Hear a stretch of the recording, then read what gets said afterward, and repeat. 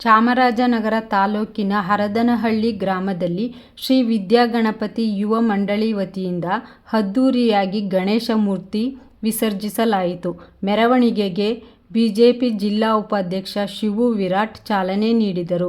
ಗ್ರಾಮದ ಪ್ರಮುಖ ಬೀದಿಗಳಲ್ಲಿ ಮೆರವಣಿಗೆ ಮಾಡಿ ಕಲ್ಯಾಣಿ ಕೊಳದಲ್ಲಿ ವಿಸರ್ಜಿಸಲಾಯಿತು.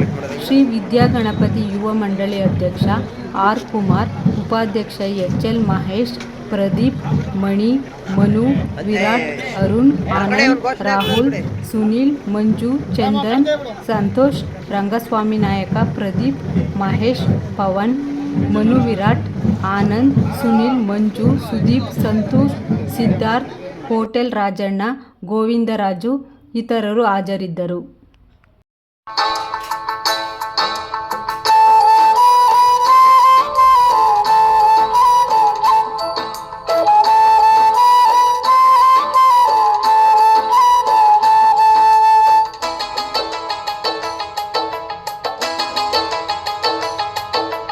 ಕಡುಬಿಗೆ ತುಪ್ಪ ಹಾಕಿದೆನಪ್ಪ,